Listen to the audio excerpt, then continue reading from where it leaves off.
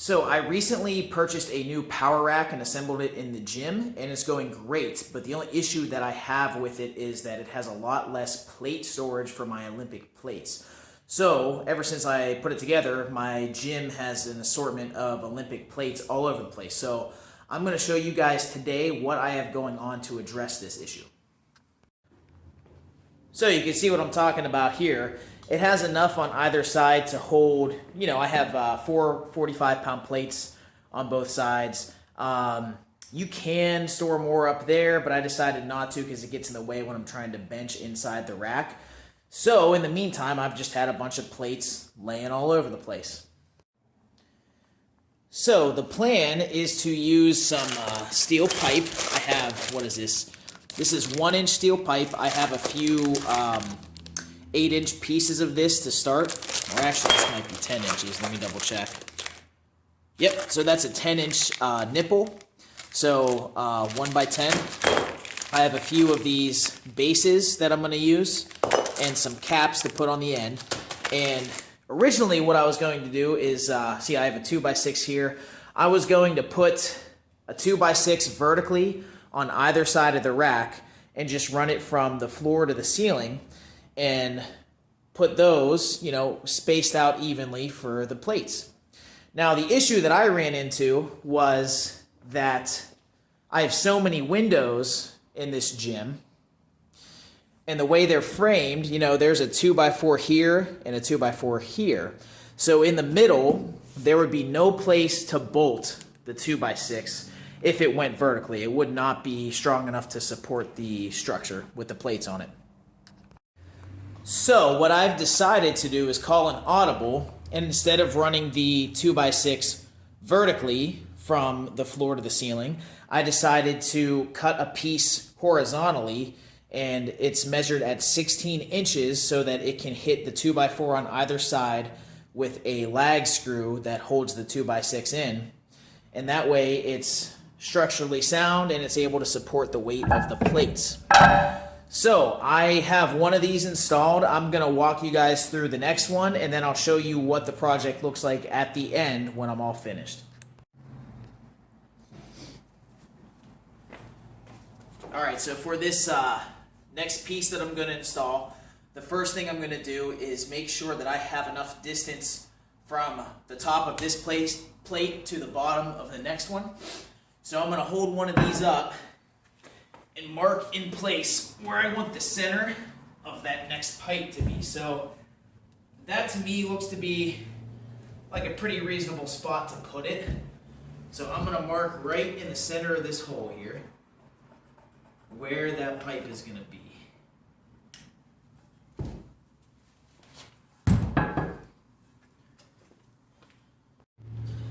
Next, we measure and mark our 2 by 6.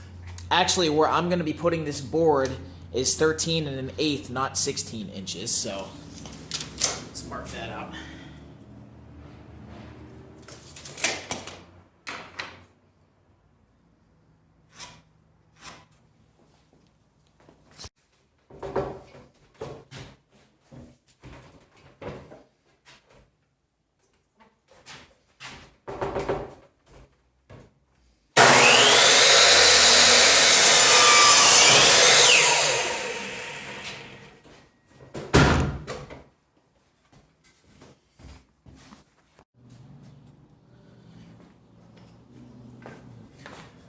Alright, so I have my board cut, so let me show you guys what I have going on now.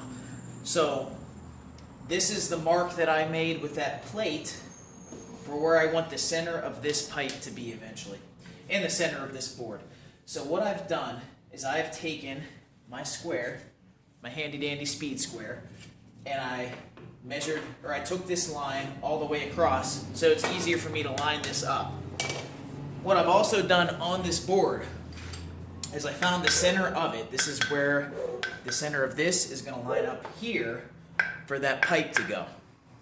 Also, I measured over 3/4 of an inch on either side. This is going to be the exact center of the 2 by 4 because the 2 by 4 is actually 1.5 inches wide. So when I put that lag screw through here, I know that it's going to be hitting the center of that 2x4, and it's going to be as strong as it possibly can be to hold this weight. So let's get it up.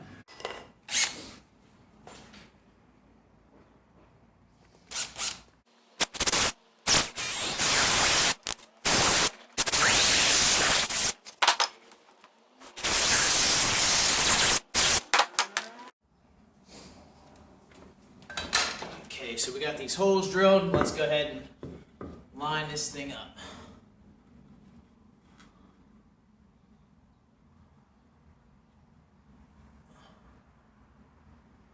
Okay, there we go. Looks good. I got a level here just to be sure that it's sitting pretty level. Okay, looks pretty good. Carry that hole through to the 2x4.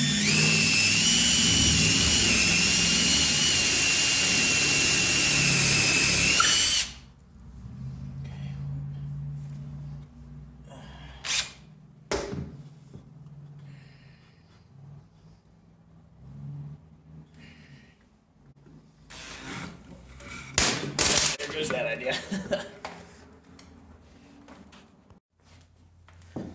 Okay, so now I have the lag screws ready to go into this board.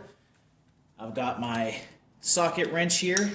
So I'm going to go ahead and start them out in the board, and then once they're in most of the way, we'll move on to putting these onto the wall and get that thing the rest of the way up there.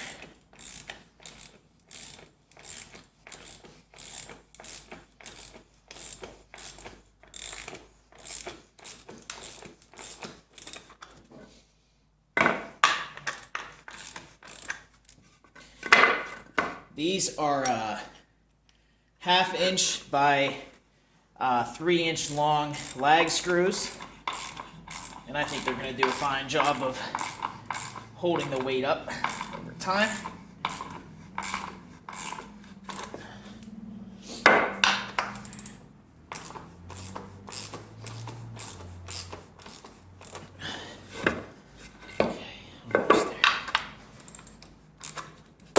Okay, ready for the wall. This part can be a little bit tricky, just trying to get it into position to start, but once you get it going, it's not too bad.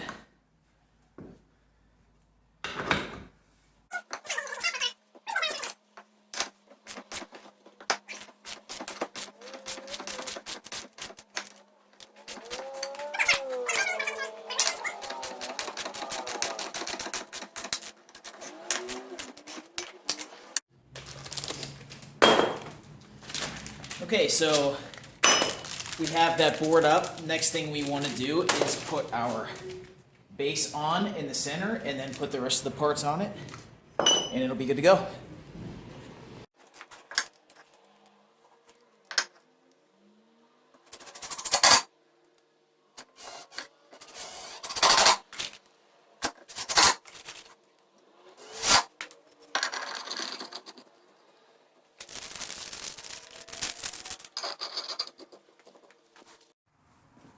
Okay, we got it up. Let's go ahead and test it out. There we go. Thing is pretty sturdy, and we got that next layer up. So, I'm going to go ahead, get a few more of these on the wall, and I'll show you guys the end result. Alright, so I got both sides completely finished. There's the one that I started earlier. And over here is this side. So what I did was I ended up measuring in between the plates here on either side, making sure that there was a consistent distance in between each one going up. And that, when I finished the first one, that gave me a good starting point of where to start this second row here. I do want to make a note real quick. So when I showed that last clip of me putting these bolts in, there was no washers behind it. I forgot to mention that. Make sure that you guys have washers, because when I started to tighten the bolt without the washer, it dug in a little bit into the wood and ended up splitting it, and I had to replace it. So make sure you get washers for your bolts here, and I'll make sure I list everything that I used in the description below if you guys are interested. So let me take a step back so you guys can take it all in here. So yeah, came out pretty nice. I'm excited to get these plates up off the floor. Now, the super fun part, cleaning up all of the dust and miscellaneous tools all over the place, but I'd say it's worth it. So, hopefully this helped you guys out. If you guys liked the video, make sure you drop a like down below and share this if you can, and I will talk to you guys next time.